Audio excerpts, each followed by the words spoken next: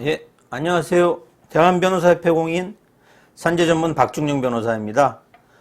오랫동안 산재전문 변호사로 활동하면서 수많은 산재 사건을 다루었는데요. 그 중에서 재해근로자분들이나 사업주분들에게 도움이 될 만한 사례들을 선별해서 박변의 산재 이야기라는 제목으로 동영상을 제작하고 있습니다. 오늘은 그 37번째 시간으로 4대 보험에 가입되어 있지 않은 경우에 산재 유족급여라는 주제로 이야기를 해볼까 합니다. 이번 사건은 회사에서 회식을 마친 다음날 저혈당 쇼크로 사망한 사고에 대한 실제 상담 내용을 정리한 것입니다.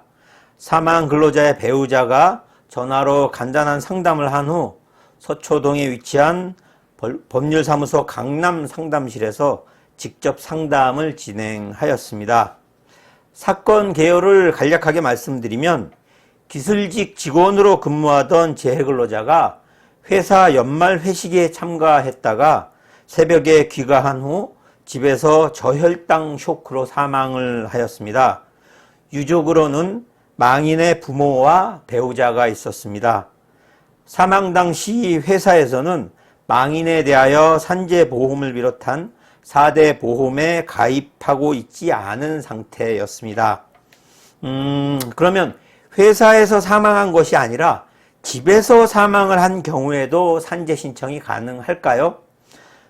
사망과 업무와의 인과관계가 인정되면 사망한 장소는 크게 문제되지 않습니다. 따라서 집에서 사망하였다고 해도 업무와의 인과관계가 인정되면 산재가 인정되며 회사에서 근무 중에 사망하였다고 해도 업무와의 인과관계가 인정되지 않으면 산재가 인정되지 않을 수도 있습니다.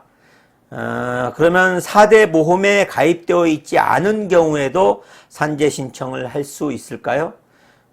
산재 신청 절차를 규정하고 있는 산업재해보상보험법은 근로자를 사용하는 모든 사업장에 적용이 됩니다. 따라서 4대 보험에 가입되어 있는지 여부에 관계없이 업무상의 재해를 당한 경우에는 산재를 신청할 수 있습니다. 다만 4대 보험에 가입하지 않은 사업주에 대해서 근로복지공단에서는 추후 구상금을 청구하게 됩니다. 이번 사건과 같이 유족으로 부모와 배우자가 있는 경우 누가 산재 유족급여를 받게 될까요? 기본적으로 생계를 같이 하고 있던 배우자가 산재 유족급여 또는 연금을 신청할 수 있고, 망인의 부모의 경우에는 망인이 사망할 당시 60세 이상인 경우로서 생계를 같이 하고 있었던 경우에만 공동으로 유족급여를 받을 수 있습니다. 따라서 부모가 60세가 안 되거나 60세가 된다고 해도 따로 살고 있었던 경우에는 배우자만 산재 유족급여를 받을 수 있습니다. 배우자의 경우 유족급여는 언제까지 얼마나 받게 될까요? 조금 복잡한 계산을 해야 하지만 망인이 받던 월급의 50% 정도를 매월 연금으로 받는다고 생각하면 됩니다. 이러한 연금은 배우자의 사망 시까지 지급됩니다. 다만 배우자가 사실혼을 포함한 재혼을 한 경우에는 유족연금 수급 자격을 잃게 됩니다. 그러면 산재 유족급여 신청이 불승인이 되면 어떻게 해야 할까요? 산재 유족급여 신청을 하였으나 부지급 처분이 나오는 경우에는 부지급 처분 통지서를 송달받은 날로부터 90일 이내에 근로복지공단에 심사청구나 재심사청구를 할 수 있고, 심사청구나 재심사청구에서도 기각결정을 받은 경우에는 행정법원에 행정소송을 제기할 수 있습니다.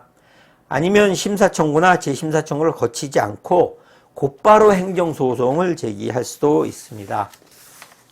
지금까지 4대 보험에 가입되어 있지 않은 경우에 산재 유족급여라는 주제로 이야기를 해보았습니다.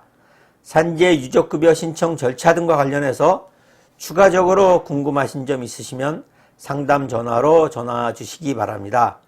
더 자세하게 상담해 드리도록 하겠습니다. 오늘은 여기까지입니다. 감사합니다.